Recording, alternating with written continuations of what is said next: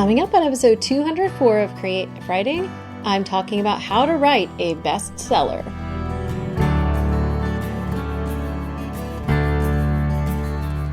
I can't go back to sleep, it's almost light. These restless thoughts have kept me up again tonight. Hello and welcome to Creative Writing. This is the podcast for you, an author who wants to sell more books without being smarmy. I'm your host, Kirsten Oliphant, and whether this is your first or 204th time of listening to the podcast, I'm so glad that you're here. And today, I have one of those titles that's like one of those, this is the one you see in those courses that are maybe sold in a smarmy way.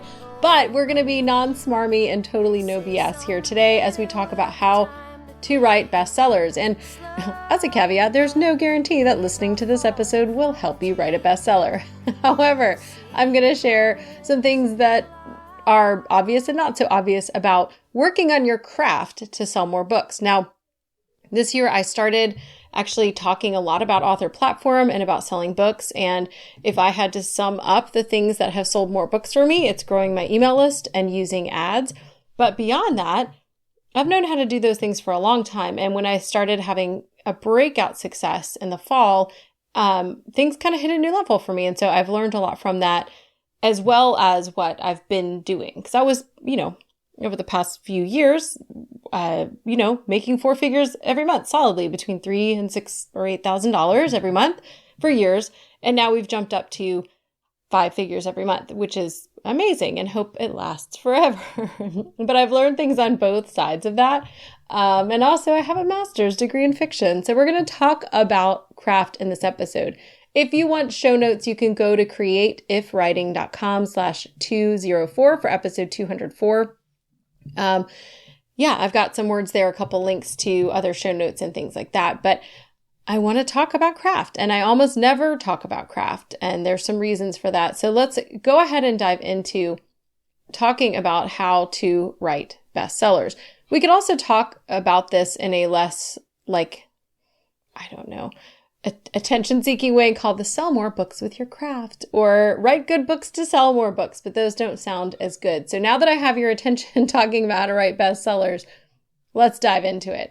So why don't I talk about craft a lot? I was thinking about that this month, actually, because I have a few. I'm not really taking new coaching clients, but I do have a few. And I have a couple where we've been talking about craft, and that's not normally what I do. I do a lot of marketing because I like marketing and not everybody does. I was trying to think about why is it that I don't take on a lot of craft clients? Why do I not do this? One of the main reasons is because it's so emotional. And I have had clients come to me back when I was offering a service that I'm not offering at the moment called Why Isn't My Book Selling? And every so often I would have somebody hire me and fill out the form, and I'd go and check their books out. And I was like, oh, it's the writing. And I hate to say that because we're emotionally invested, but also that's the biggest thing to change, right? Because I can always say, buy a new cover and that stinks, but you can buy a new cover. But if I'm telling you that I think it's actually the writing, that's a much bigger problem and it's much more emotional. So I think that's one reason, is the emotional aspect of it and not wanting to have to get into that with people, because I know it's really hard because I've been there.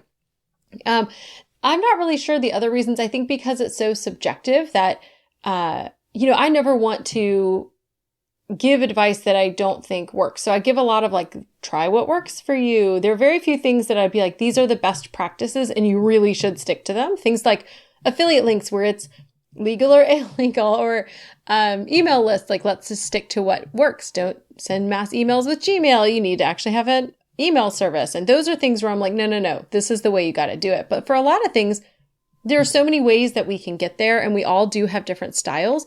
And so I think the subjectiveness of it makes me just a little bit nervous to dive into that, because there just are so many different schools of thought. So that giant caveat said, we're going to talk about it today because I really do think that craft can help you as much as marketing can. The marketing piece gets your books in front of people, but the craft is kind of what keeps them. As you kind of get into this and we have some real talk and hard talk, I will say I know that this hurts. I have, when I went through grad school so I have my master's degree in fiction, and what that involved was having weekly critiques with a very small group. So there were 7 of us in the fiction program. And when it was your week, you would send your story out ahead of time. Everybody would read it and write notes on it or type something up. I can't remember quite how that part worked. And then we'd have a critique where you sat there silently and your professor or instructor and then the other students would just tear apart your work. I went to a program that everyone was really nice. So there are some programs where people are like trying to cut each other down because there's like a hierarchy of, the top however many. My program was very small and very friendly. I loved everybody in there. If you guys are listening, I still love you guys. But I sat through a few critiques where it was just like, ugh, knife in the heart. They don't get it. They don't see it. And really, at some point, when they don't get it and they don't see it, it didn't work, right? And so I have been there, and it stinks. But craft is really important, and we just need to look at it. So you can do this too. We can look at our work, and we're going to talk a little bit more about how we can look at it later. But let's start with crafting a bestseller. And I think the very first thing to start with, and maybe the very primary thing, is to craft living, breathing, fresh characters. And not just living, breathing, fresh characters, not just living, breathing, fresh main characters, but all of your characters, side characters, and other thing, and all the characters in your book, they should be alive. They shouldn't be cardboard. They shouldn't just be the villain. They need to be, they need to come off the page.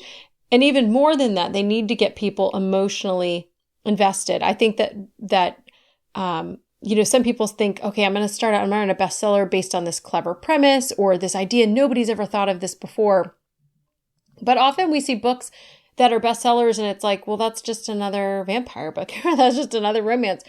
But there's something in it that resonates.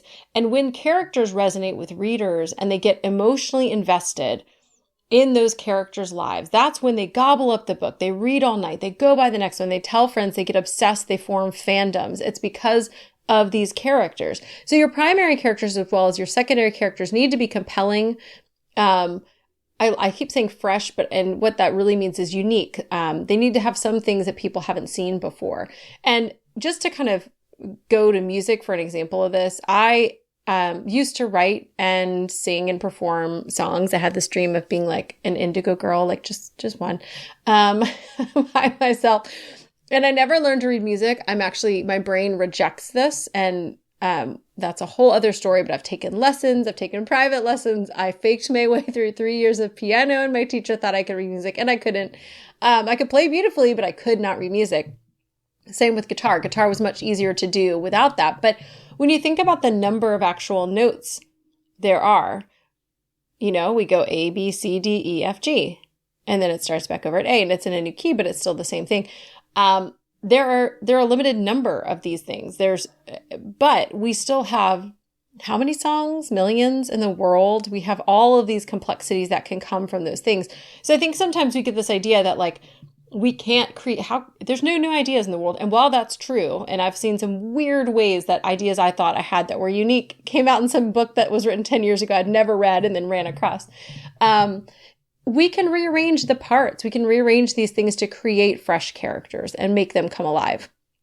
So don't feel like, well, how can I do this? How can I create? There's millions of ways and people do it all the time. So don't feel like there's a limited, way to do this, or there's always ways to make people fresh. And I think that one of the things that I have learned, and that from mistakes I've made in reviews, and I've done this also working with other people, is that sometimes we create these strong characters that don't have enough weakness. And I think most of the time you kind of know, typical wisdom is you have a character with a flaw, right? There's a whole Save the Cat in screenwriting, and there's a great book called Save the Cat Writes a Novel about the idea that somebody needs to have this moment where they save the cat to win the audience's kind of emotional approval. That's really distilling it down into something simplistic. But I think even more than kind of that big save the cat moment, we need to have, and it doesn't have to be just a moment. That's not what the book says, but just in general, that idea we need to see that soft underbelly. We need to be able to relate to them. We need to see their weakness, their flaw, their hurt, their pain, more than just their flaw, more than just the cop with the drinking problem. Why is the cop drinking? He's a great cop, but what's that secret pain? And I have seen this in my characters where I have written these really strong characters and they have flaws and I see them because I'm the writer, right? I know the big picture, but I'm not giving that big picture and I'm not giving enough of that to the readers early on. And so my characters that really didn't resonate with readers, and I find this in reviews or people tell me, thanks everyone for emailing me about people you don't like, but it is helpful. It's often those characters that have this soft underbelly, but nobody sees it because they're so busy being strong. And I'm so busy showing them off as a strong character that I don't get to the flaw early enough. And people really can't get in. It's like building an armor around them. And that's really what they do, right? These characters who are strong, they've built an armor, but they have the chinks in it. And you're not letting people see those little holes in the armor. You're not letting them see the bleeding heart underneath because you're so busy building the armor. People love strong characters, but they also really relate when they see those weaknesses and hurts. And I'm not saying you lay it all out in the first chapter, which we're going to talk about the first chapters in a second, but early on, your readers need to emotionally connect to your characters. And so there needs to be, even in these very strong characters, there needs to be a pain, a hurt, a something, a weakness, a soft underbelly that people can latch onto and relate to. And just as a side note, isn't it amazing that we can get lost in the world of books and relate to so many different characters? I mean, very rarely, unless it's very poorly done or written, do I pick up a book and can't relate at all to somebody in there. And I think that's kind of an amazing power that books have. Okay, that was side note. So when the characters come alive and off the page, and not just the main characters, but the side characters, and there's that emotional connection, readers become invested and maybe even fanatical. So I would say I'm starting with this because I think that this is so powerful. Then we're moving into the next thing, first, writing a bestseller, and that's starting strong. I think first chapters matter so much. Obviously, I don't mean put all your efforts into the first chapter. And actually, I would recommend that you ignore how important the first chapter is when you first write it, because you just need to get it on the page or you'll never finish. But I do think you need to consider how much work a first chapter does. You're hooking the readers. So it's got to have something that hooks them and gets them invested. We need to have that emotional connection start with the characters. We need to be anchored in the story so that we have some sense of time and place. We can start to imagine it and imagine ourselves there and build this world. And we need hints of what's to come. We don't need a full backstory. We don't need to see all the parts of somebody's pain and those main characters or their flaw or their weakness. But we need some of it so that we can be hooked right in from that first chapter and keep moving in. So there is an undue burden, I would say, on that first chapter. But come back to that in editing and make sure you do all those things. But write that first chapter. Keep those things in the back of your mind, but then come back through them. And I do have a mini course, a workshop that I did last year that I will be updating because I did a new talk on first chapters for the Nebraska Writers Conference this year that I like even better. It was kind of similar, but I've got some really good new things in the talk. So anyway, I will link to that if you guys want to check out my mini course, which is, I think, like an hour long. I'm trying to pull it up here to see how long the video is. It's actually 2 hours of hooking readers from the first chapter. So it's a little 2-hour workshop, and I will link to that in the show notes. So after that, we've got characters, we've got the first chapters, and then I want to get into genre. And there's no real good order for this, y'all. So I'm just putting it out in all orders. And then you can figure out what to do with it. I'm not putting it in priority, although I think the strong characters and first chapters get people in the door. But beyond that, the big picture, we need to meet and exceed the reader expectations. So you do need to know your genre and the reader expectations for that genre. And I do think genre matters. So even if you're doing literary or general fiction, those are a little bit harder, right? Because the expectations might be more broad. There's a lot more wiggle room in there. And a lot of times people are just looking for overall good story that's compelling, overall characters that are compelling. When you're writing genre fiction and nailing it down to something like paranormal romance or Westerns or sci-fi or urban fantasy, there are these reader expectations that go along with those. And that's helpful. That's a helpful guide. I sometimes can feel stifled by things, and I thought that genre would feel stifling to me, but it's actually, I love it because it gives me an overall structure to work within, and then I like to mess around with that. So we'll talk about kind of that as the next part within this meeting and exceeding reader expectations. But first, before we get to that, we need to know the reader expectations for your genre, understand it, and a lot of that has to do with reading. You can hang out in reader groups as well. I like to listen to what people say. I don't always take everything people and readers say.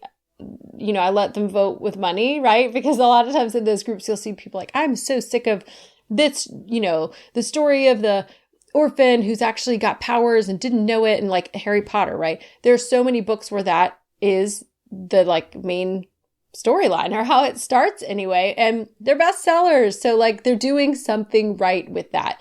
Anyway, so the reader groups are important. The expectations are important, but you meet them, but you can exceed them, and you can have twists and surprises and fresh takes on that. So as an example, this is something I really like doing, and actually readers have told me it's something they like that I do. Within my clean romance under Emma St. Clair, there's a book I'll use in this example called Managing the Rock Star. And that one is, the story of a PR girl who has to go on tour with this rock star. And we all know what's going to happen because it's a romance. They're going to fall in love. Now there's a fake relationship in there. And I don't bill it as a fake romance. And you'll see why as I explain what happens. But there is a fake romance in there. You know that he needs a fake romance to kind of, help his image, right? This is a story that has been in so many rock star romances. However, instead of the main girl becoming that love interest, she helps him, even though she doesn't really want to do this, her PR firm makes her, she helps him form a fake relationship. Meanwhile, they're pining for each other. So it creates this delicious tension where he's in a fake relationship, but with the wrong girl, not the one the readers want. And meanwhile, that they're kind of pining for each other, and she's having to watch and create this whole thing where he's with another woman. And he's wishing it was her. So there's kind of this flip on it. There's still a fake relationship. It still fits all of the book fits all the things that you need to have for romance, and specifically it's in clean romance. So in there, but there's a little bit of a twist on that. So I've had that happen. Sometimes it's more subtle than that. Maybe it's a fake relationship. And they both really want to be in it, and there's less of the tension, and the tension comes from something else. Flipping these expectations can absolutely work, and that can help your book be fresh. So if you get bothered by this idea of being like trapped within a genre, know the genre well. It's kind of like that whole idea of know the rules so you can break them. Know the genre well so that you can flip and play with. It doesn't have to be flipped, doesn't have to be super dramatic, but you can play around with those expectations. So you're still meeting them, but you're exceeding them because you're giving them something fresh and new, or at least surprising. So we've got creating characters. We've got starting strong with that first chapter, meeting and exceeding reader expectations within the genre. And then let's talk about after the book is done. So these next ones are dealing with that. And this one is maybe really hard. It's getting real and true feedback. It's hard because we don't know where to get it. And sometimes we get really bad feedback. We get people who want to be too nice to us, or we get people who are mean and crush our spirit and we never want to do anything again. I don't know if you've had both of those. I've had both of those. Obviously it didn't stick, the not ever wanting to do it again. So harsh feedback just made me want to work harder, but I did also mope. So it's hard to find good people. And then sometimes it's, paid. There's some of this has a paid aspect to it, like, editors. So what I've started doing is I've added a paid beta reader, and I'll mention the service, and hopefully they won't get too flooded. But I've been using Midnight Owl editing. And I feel very confident about my stories, and, my sort of breakout hit, Falling for Your Best Friend's Twin, which came out in October. I'd actually started writing it in 2019, put it out in 2020. But I wrote it in 2 weeks. I'd started writing it and maybe wrote 3,000 words in 2019. I'd outlined kind of very vaguely. Outline is a very loose term for me. A 5-book series based around these friends. And that's pretty much stayed. Lots of things have changed, but in this one series. And that one I wrote in 2 weeks. I had one critique partner who wrote rom-coms read it. And then I sent it to my proofreader, and there you go. And that book has sold now over 10,000 copies, not including the KU page reads, and has made me a lot of money. So, there are times where I've done this without, but I've started adding to my process this paid beta. And the reason is because I've moved into a bit wider of a genre. Like I'm picking up not just, even though mine are clean romance and I was writing clean romance under Emma, I still am. But these rom-coms are getting a much broader audience, and some of them have higher tastes. And I want to write better books because I've seen the power of writing these better books. And even though I wrote that one in 2 weeks, sometimes I write my best books really fast, you guys. They're very cohesive. The characters really are alive because I am totally immersed in it, and that's all I'm doing for that time. But I want them to continue to be better. So I've slowed down a bit. I usually still write my first draft. I just wrote an 80,000 word book in 3 weeks, paid my beta reader to look at it, and now I'm going back through and adding even more layers to it. So it was a pretty clean first draft, except for the parts where I was like, a chapter goes here. There was one of those in there, but mostly it was a cleanish first draft with some things I'm going to go back and layer in. So this matters to me because I want my stories to be better. I want them to be more compelling. Why? Because I want to sell more books and have these books be selling for a long time to come. Some genres have less discerning readers. So we'll get back to that in a bit. However, I think this is a really important place for you to consider honing your craft. You can find free critique partners within your genre. Again, I'd stick to your genre. I wouldn't pick your best friend who offers but doesn't read your genre. They might help with some things, but they're not going to help with some of the main things you need, which is that last one we talked about, right? Meeting and exceeding those expectations. There are paid developmental or content editors. You could pull some beta readers from your ARC team, and I have done this. Sometimes I have reviewers who get the early copy and are like, I hate to say this, but the ending felt slow. And I go back and they're right. They're so right. So I have a couple of those people that sometimes I'll reach out to and be like, you really had good insight. Would you mind just taking a look? And if you have anything, letting me know. And that's more general than like a content or developmental edit is a lot deeper. If you feel very confident in your story, which again, I feel very confident in my stories, not only because of my background, but also because the books are selling. And that's kind of the proof in the pudding, right? So I'm doing a little bit less, but you might, especially early on, want to pay more attention to those things. And then once you get your feet under you, move to just critique partners or something else. But maybe you're going to pay for an edit at first. And that's hard because I'm telling you to invest and maybe not write it first. This is so hard because I'm also all about bootstrapping and paying for a content or developmental edit where there can be $1,000. That may be money you never get back on your very first book. So in some ways, I'm like, you might need that more, but what you might need to do financially speaking to start out is to find some of these free options if you can. And if you're in Facebook groups with authors, a lot of times this is a great place to be like, hey, where do you guys find this? Hey, does anybody want to be a critique partner? And just be careful with the feedback you're getting. So I learned in grad school, some people just didn't get my writing. And you can't say that about everybody, right? Like, so that one bad critique I mentioned, I'm like, they didn't get it. They just didn't get it. My book is amazing. They just didn't get it. No, the book that was a short story. It sucked, y'all. It totally sucked. And they were all absolutely right. And I sat there like, nope, you're right. It sucked. But my good stories that, the professor loved, that resonated with people, there was always like the one person who was like, I just don't like it. And they didn't say that because it was grad school. We said much more elevated and fancy things than that. But there are just some people who aren't your best readers. So know that as well.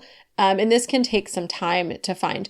Also, I will say, if you are pulling some beta readers from your ARC team, so beta readers are really reading it before, maybe it's proofread and things like that. And I'll link to my post about ARCs versus beta in here, beta readers, because it's different things. But the beta readers is someone who's going to see it before anybody else and give feedback on the story.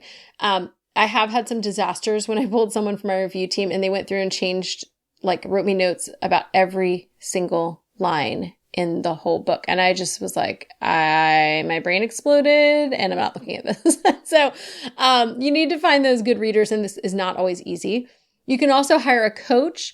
This isn't something, as I mentioned, I'm not coaching right now, really, other than my current clients, but there are people who are like story coaches and who will do this with you. And that can be really helpful. And I know I just had somebody that we talked, they didn't hire me as a story coach, but one of the things we talked about was story and characters. And there were some shifts she made in characters, and her launch is going well. And she was saying that people were responding well to the character and was excited. And that made me really excited. I'm like, okay. So sometimes that's what it takes, is just those extra eyeballs to help you along with that. So you're getting real and true feedback for your book. And then there are reviews. This is, I have mixed feelings about this. Here's the thing. Your reviews, if you have a review team, most of those people already love your book, right? You're expecting probably, even if you ask for honest reviews, you're expecting 4 and 5-star reviews, and that's probably what you're going to get. You might get something helpful there. A lot of times the more helpful reviews will be strangers, good and bad. I'm working on overall brand and the direction of what I'm going to be writing in the future long term, because I want to extend the success that I'm currently having and lean into that and do more with that. And so I actually got my personal assistant to go through and basically distill all the reviews. And my latest books, the first one has like 500. I just passed 500 reviews this week. So she went through those reviews, and the next book is like 300 something, I think almost 400, and the next one's 300. Went through all those and distilled them down. What are some of the criticisms that people have? What are some of the words that come up over and over in the positive side? And that can be really helpful because if people care a lot, they're writing a review, right? If they don't care, they're not writing reviews. And actually, if you're selling a lot of books and not getting reviews, that can be a kind of feedback in and of itself. It may mean if you're doing a free promo and sell, a couple thousand, I don't usually see a huge bump when I do that. So I actually just had a free promo recently, and I got maybe like 50 reviews from that, which was pretty good. Thousands of people downloaded, but 50 reviews, because your reviews are really a small percentage. So if you think about that, 500 reviews is awesome. But remember I said that book sold 10,000? So put that into perspective, right? So that's pretty typical, I think. But if you're selling a lot of books and not getting feedback, they may not be reading it because they got the book free or something like that. Or they may be one of those stockpile hoarders of books. Or maybe they started and didn't finish it, which goes back to kind of that first chapter. Or they read it and it was just okay, so they didn't leave a review. When people have those strong feelings, which is what we want them to have, they go leave a review, good or bad. Now we want good, right? That's what we want. But also sometimes like I read my low reviews, and when we went through this, like I actually have 2 PAs, and the other one we did like vision planning, and we looked through the one PA's distilled reviews and kind of talked about overall my brand and what people like and don't like about it. And some of the low reviews were literally just people who don't gel with me. They're not my ideal readers, and they didn't love the book, but their voice was very, very, very alone, very isolated. Nobody else said that. I mean, I had one that was like boring. This was a terrible, boring book. And it was, the book I think overall has like a 4.7 rating out of like hundreds of reviews. And there was one that said it was boring. They're just not my ideal reader. So that's something to think about. Reviews can matter. If you're not getting them, there might be an issue with your book just not having enough emotional resonance with people, or they're not finishing it. I don't think you should just listen to your readers and reviewers. We listen to money. Okay, I do anyway. I listen a lot to money. My books are selling. Something is working. Okay. But thinking about the readers and reviewers or feedback you get in email, because I do get email feedback as well. Those can help you consider the things that people see as weaknesses as well as your strengths. And if you don't want to read them, and I actually have a whole thing about what to do if you have a bad review, and sometimes people shouldn't read their low reviews. It might crush your spirit and you never write again. But I also think that there are sometimes treasures in there, because I know sometimes, like I've had a couple books recently where I love the author and I read the book and hated it. And when I went through and read those bad reviews, I was like, yes. These are all the reasons I love this author and don't love the book. And so sometimes we need to be able to read those reviews and put on the tough skin and look at our books. So here's the thing. We're going to move into another little weird piece here. What about, this is a section I call in the blog post, ignore bad, quote unquote, bad bestsellers. But what about those terrible books that sell 1 billion copies? And what about really awesome underrated books that don't sell enough? So a few quick thoughts on this. And the first is this: we need to stay in our lane. When we're looking around too much at what others are doing, at their successes and failures, we're going to get upset and unhappy because we're just comparing. We're comparing, and we all know that comparison's the thief of joy, right? From the famous quote. We might spend undue time getting frustrated and outraged when you need to just get over it and write another book. But sometimes poorly written books, like maybe somebody has bumbling, terrible prose, but they have such compelling characters, or they have a storyline that just hooks people. It is fresh. We are wired as human beings for story. Stories have been told from before there were books, oral stories, cave paintings. We are wired for story. And I think that sometimes authors, they find a way to do that. They might write terribly, their craft in terms of sentence construction or symbols or other things, like the really high level stuff might be terrible, but they have a compelling story and compelling characters that emotionally resonate. And that happens, and you need to just get over it. Okay. Because it works. And if enough copies are selling, it does mean something is resonating. And so we need to think about, okay, what was it that resonated and why? And how can I write my own book that has less bumbling prose and is better craft, but also resonates in that same way? As for great books that don't sell, sometimes it's marketing. When you're just starting out, the world is crowded, you have to get seen, and it takes time and money to do that. It's not very easy to get organic reach. For more help with that, you can check out my post on the blog, Why Isn't My Book Selling? That has some kind of reasons. But sometimes, especially if it comes to our own books, we're not seeing our book clearly. And I don't know if you guys have heard that expression, beer goggles, where you've been drinking and so you're not seeing things clearly, right? Maybe people's faces, things like that. Sometimes we have our author goggles on with our own books. We see our books for what we want them to be, not what they are. What we want them to be has not translated to the readers. And we're not ready to hear that. And we're not able to hear that. And we're not willing to hear that. And unfortunately, that just keeps us sort of stuck where we are. So we might need some real talk. We might need some actual hard honesty telling us that our books are not the best-selling machines we think they are because our grand vision didn't translate somehow. And I think that that's really important to think about, and really why we need to find some of that good feedback, because you might have your author goggles on, right? And you might not be seeing your book for how others see it. You see it with your own grand design. So in conclusion, how to write a bestseller? There's a lot of different parts to that, but as far as we're not talking about marketing a bestseller, we're talking about how to write a bestseller. Craft is something that we grow over time, right? I've talked multiple times in here. I have a master's degree. Am I done learning about craft? No, I take craft courses every year. And you guys know, if you've listened for a while, I'm a course junkie, but I go to free things. I read books on craft. I go to trainings on craft. Always. I'm doing this always. I'm a giant nerd and I think it matters. Writing is also craft. I'm writing books constantly. I'm writing every day.